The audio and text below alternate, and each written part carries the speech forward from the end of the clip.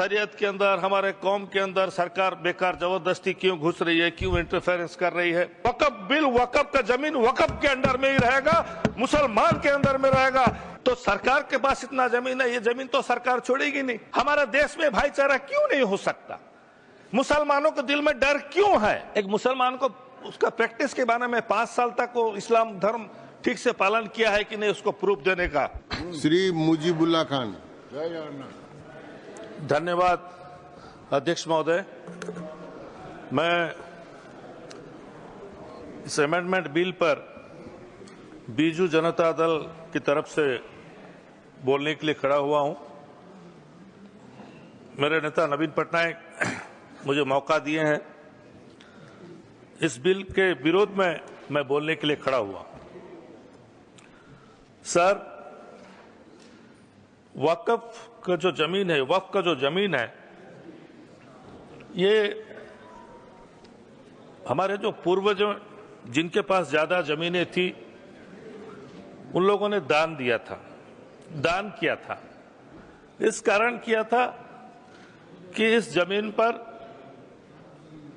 कुछ डेवलपमेंट काम होगा, गरीबों का काम होगा, कुछ हॉस्पिटल्स बन सकते हैं, मदरसा बन सकते हैं, मस्जिदें बन सकती हैं, या फिर जहां कब्रिस्तान का समस्या रहता है, असुविधा रहता है, वहां कब्रिस्तान बन सकता है। इसी के कारण ये दान दिया गया हुआ जमीन था। तो इतने सालों से मैं कभी उस एक्ट के अंदर नहीं जाना चाहता, क्योंकि काफी एक्ट के बारे में माननीय सदस्य सब बता चुके हैं। मैं इस एक्ट के अंदर घुसना नहीं चाहता, कौन से एक्ट में क्या लिखा है।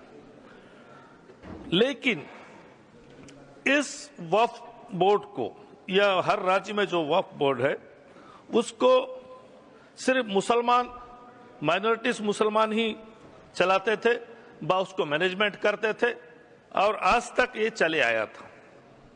हाँ, हो सकता है कि बहुत से राज्यों में गड़बड़ी भी हुई है, बहुत से राज्यों में समस्या भी हुई है, दूसरी जगह जमीनें हड़पी भी गई है, वो बात ठीक है, उसको ठीक करना जरूरी है, वो सबका दायित्व है कि उसको ठीक किया जाए। लेकिन मुझे एक चीज समझ में नहीं आ रहा है अध्यक्ष महोदय, कि जिस बात को लेके सारा भारतवर्ष के मुस्लिम कम्युनिटी टेंस में है, चिंताग्रस्त है, कि इसमें जो गैर मुस्लिम को मेंबर रखा जाएगा, वो क्या करेगा, कैसा करेगा, ये चीज को सोच के उन लोग काफी हद तक टेंस है, चिंतित है। इसी के कारण बहुत से जगह में स्ट्राइक हो रहा है, धरना दिया जा रहा है। लोग बोल रहे हैं कि हमारे शरीयत के अंदर, हमारे कौम के अंदर सरकार बेकार जबरदस्ती क्यों घुस रही है, क्यों इंटरफेरेंस कर रही है।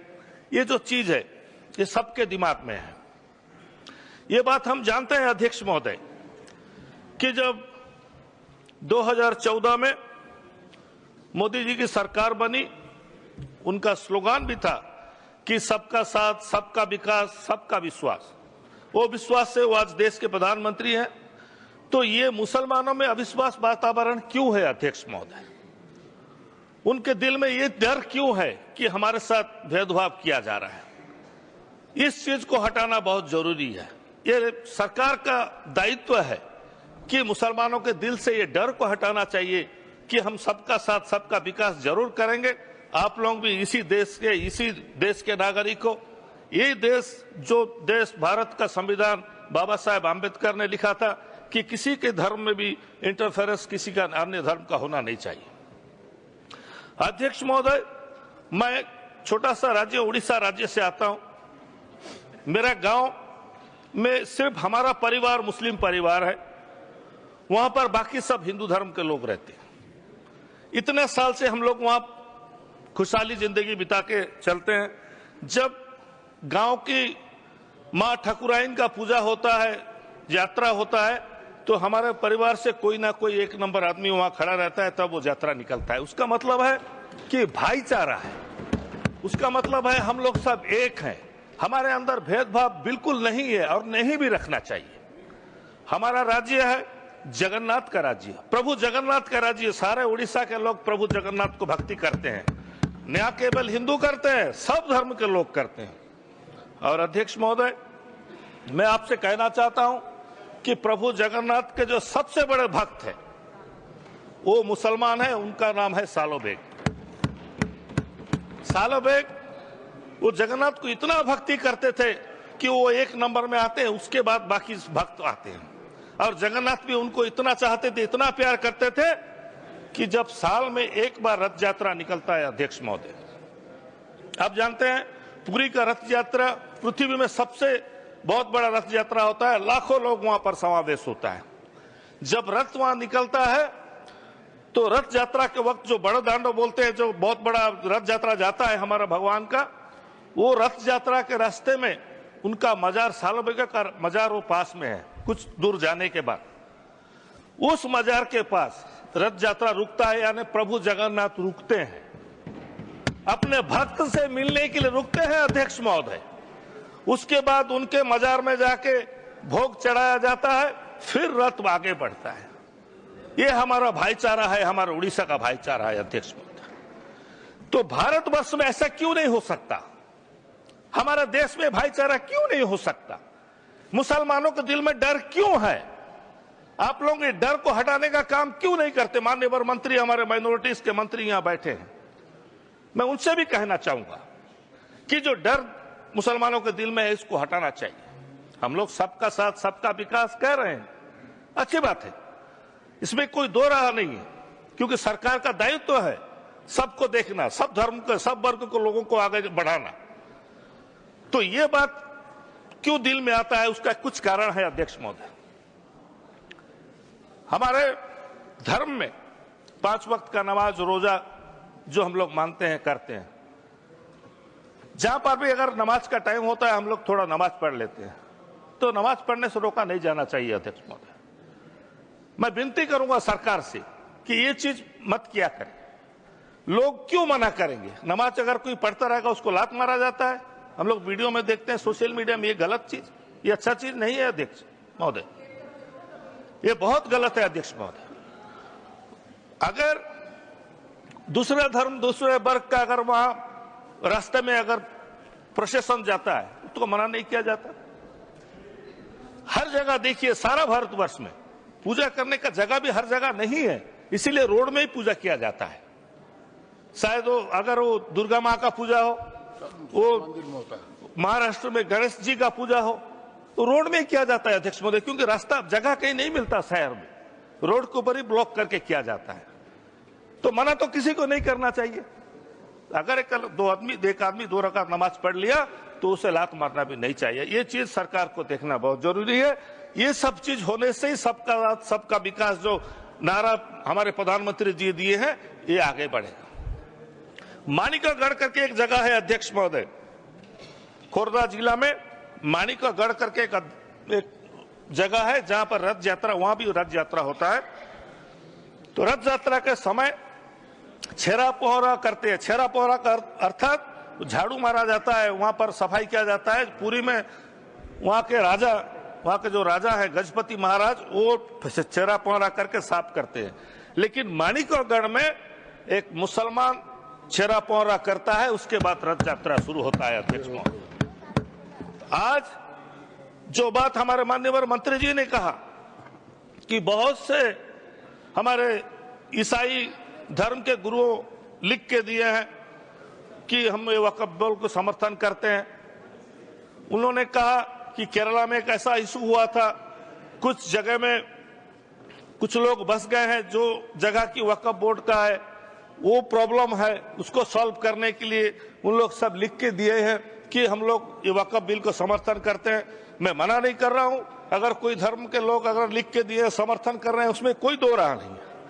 लेकिन जब वही ईसाई धर्म के लोग जब कोई उसमें अगर धर्म में जोग देने जाता है या वो शामिल होने जाता है, तो उसको अपोज फिर क्यों किया जाता है? हर इंसान का स्वाधीनता है, कोई भी इंसान कोई भी धर्म पालन कर सकता है, उसमें हमारा संविधान में है, उसको अटकाने का कोई जरूरत ही नहीं है। अध्यक्ष महोदय, आज बहुत से ये जो बिल में अलग अलग प्रॉब्लम्स आया है, जो हमारे माननीय सदस्य सब यहाँ पर डिस्कशन किए, और बताए कि कौन कौन सा समस्या है। एक क्लॉज ऐसा भी है कि जिसके नाम में जो दंड होना चाहिए वो अगर हट गया तो उसको 50,000 रुपए तक सिर्फ जुर्माना होगा। तो बहुत से लोग ऐसे भी हैं जो जगह दबा बैठे हैं, जमीन दबा बैठे हैं, उन लोग 50,000 रुपए देकर छूट जाएंगे। सच्चार कमेटी जब रिपोर्ट दिया, उनके रिपोर्ट में ये कहा गया कि बहुत इलीगल जमीन सब लोगों के पास है। सबसे ज्यादा जमीन सरकार के पास है। सर, अगर सरकार के पास अगर इतना जमीन है, सरकार अभी अगर ये बिल अगर पास हो गया, वहां से हो गया, यहां भी आपका मेजॉरिटी हो सकता है, तो सरकार के पास इतना जमीन है, ये जमीन तो सरकार छोड़ेगी नहीं, ये जमीन तो ले लेगी। तो वक्फ का जो जमीन है ये सरकार के पास चले जाएगी। कई लाखों एकड़ का हिसाब माननीय मंत्री जी दे रहे थे कि 12,000 करोड़ तक उसमें इनकम हो सकता था, लेकिन 160 या 170 करोड़ हुआ है। अगर सरकारों के पास जो जमीनें हैं, ये जमीन अगर सरकार के पास चलेगी, सरकार ने अगर नहीं दिया तो जमीन का जो जितना एकड़ जमीन बोल रहे हैं वो तो कमेगा, कमने से उसका इनकम भी कमेगा। उसको किस तरह से माननीय मंत्री हैंडल करेंगे, वो हमारे कौम के लोगों को और सदन को भी आपको जानकारी देना बहुत जरूरी है। अध्यक्ष महोदय, अभी एक बात को लेकर सब बहुत चिंतित है कि एक मुसलमान को उसका प्रैक्टिस के बारे में 5 साल तक वो इस्लाम धर्म ठीक से पालन किया है कि नहीं, उसको प्रूफ देने का प्रावधान रखा गया है। वो प्रूफ दे तो कैसा दे अध्यक्ष महोदय? वो किसको बताए कि मैं इस्लाम धर्म में ठीक से पालन करता हूं? वो टोपी पहना या दाढ़ी रखेगा या क्या उसका क्राइटेरिया होगा? दाढ़ी टोपी तो मैं नहीं रख सकता, मैं पक्का इस्लाम धर्म का मैं ना 5 वक्त का नमाज छोड़ता हूं ना रोजा छोड़ता हूं, मैं हर वक्त करता हूं। लेकिन इस चीज को जो कि 5 इयर्स का दिया गया है प्रैक्टिस मुस्लिम जानने के लिए, ये चीज को भी प्रावधान को हटाना चाहिए। कम से कम इस चीज को हटा देना चाहिए। मान्यवर मंत्री यहाँ बैठे हैं, मैं उनसे गुजारिश करूंगा कि कम से कम इस चीज को हटा देना चाहिए कि वो अपने आप को कैसा प्रूव करे कि वो इस्लाम धर्म में 5 साल है, 5 साल उसका प्रैक्टिस कर रहा है। इस चीज को हटा देना चाहिए। अध्यक्ष महोदय, मैं उम्मीद करूंगा कि जो बात आज माननीय मंत्री जी बोले कि इस बिल पास होने से, इस बिल के वजह से गरीब मुसलमानों को बहुत मदद होगी। अगर सचमुच ऐसा हुआ तो जरूर इस देश के मुसलमान भी आपको यकीन करेंगे और उम्मीद करेंगे कि आप एक चीज गारंटी आपको देना पड़ेगा या सदन को आपको एश्योरेंस देना पड़ेगा, जो ये बिल पास होने के बाद ये जो जमीनें हैं, ये जमीनें किसी और दूसरे को दिया नहीं जाएगा। ये बिल वक़्फ़ का जमीन वक़्फ़ के अंडर में ही रहेगा, मुसलमान के अंदर में रहेगा। ये जमीन और किसी को हैंड ओवर नहीं हो सकेगा। ये क्लॉज एक आप रखेंगे मंत्री जी, ये मैं आपसे गुजारिश करता हूं। बहुत बहुत धन्यवाद। नमस्कार।